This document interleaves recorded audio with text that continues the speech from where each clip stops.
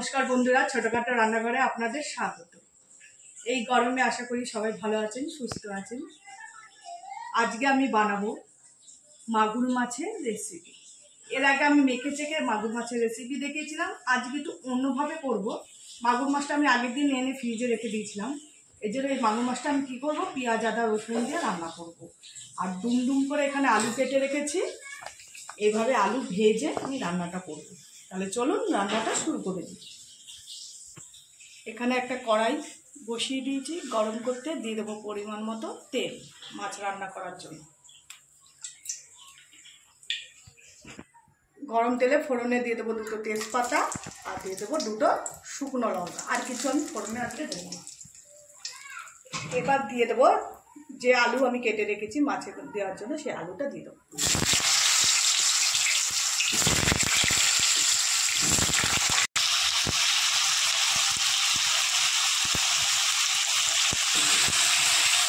আলুটা একটু ভেজে নেব।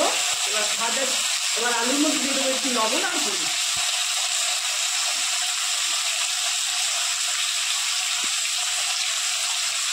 দিয়ে দেবো পরিমাণ মতো হলুদ আলুটা ভাজার জন্য। আর দিয়ে দেবো লবণ পরিমাণ মতো।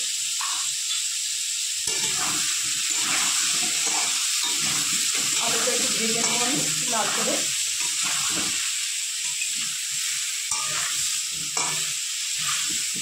আমি আদা পেঁয়াজ রসুনের পেস্টটা করে নেবো আর টমেটো। এদিকে আমি আলুটা লাল করে ভেজে নিয়েছি। এবার দিয়ে দেবো আদা পেঁয়াজ রসুন আর টমেটোর পেস্ট।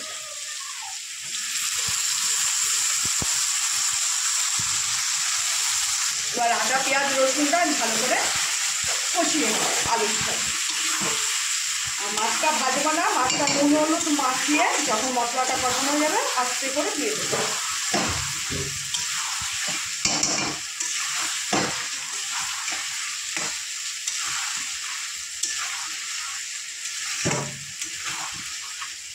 মশলাটা কিছুক্ষণ কষিয়ে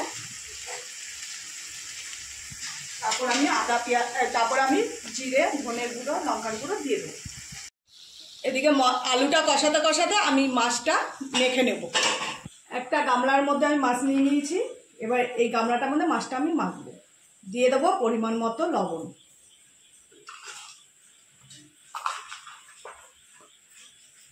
দিয়ে দেবো পরিমাণ মতো হলুদ। যেহেতু আলু সাথে যে মশলাটা কষাচ্ছি ওটার মধ্যে হলুদ ব্যবহার করেছি, তাই আমি বেশি হলুদ দেবো না, পরিমাণ মতো দেবো মাছ।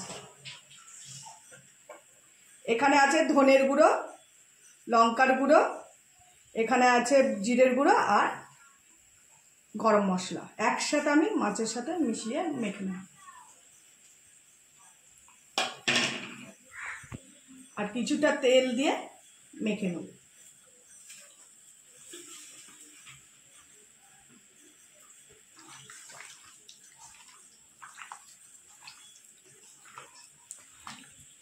মশলা দিয়ে মাগুর মাছটা আমি মেখে নিয়েছি। এবার দিয়ে দেবো কড়াইতে। এবার মেখে রাখা মাছটা আমি আলুর মধ্যে দিয়ে দেবো।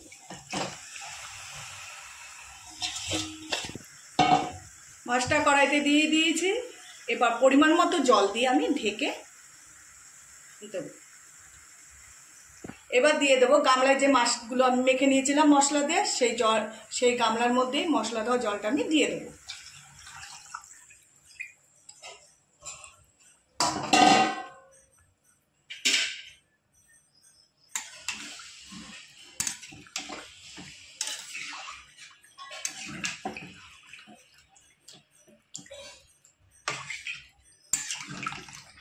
এবার আমি একটা ঢাকনি দিয়ে ঢেকে দেবো। যতক্ষণ আলুটা সেদ্ধ না হবে আর ঝোলটা ফুটে না আসবে ততক্ষণ আমি ফুটিয়ে নেব ঝোলটা। এবার ঢাকনিটা তুলে দেখে নেব মাছটা আমার কতটা হয়ে এসছে। দেখুন বন্ধুরা, মাছ পুরো হয়েই এসছে আর আলুও এদিকে সেদ্ধ হয়ে গেছে। এবার আমি মাছটা নামিয়ে নেব। মাখা মাখা ঝোলই রাখবো, একটু ঝোল না থাকলে জ্যান্ত মাছের ভাল লাগে না। তাই নামানোর আগে দিয়ে দেবো একটু ঘি আর গরম মশলা। একটু ঘি ছড়িয়ে দেবো। আর দিয়ে দেবো গরম মশলা।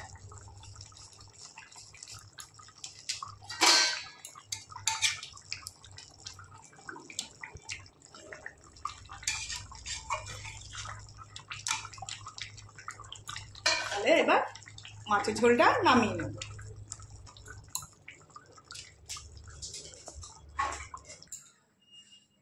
বন্ধুরা, এই হচ্ছে আমার মাগুর মাছ আলু দিয়ে মাগুর মাছের রেসিপি। যদি রেসিপিটা ভালো লাগে থাকে একটা লাইক কমেন্ট শেয়ার করে দেবেন, আর চ্যানেলটি সাবস্ক্রাইব করে দেবেন। আর মাছের রেসিপিটা কীরকম লাগলো কমেন্টে জানাবেন। নমস্কার।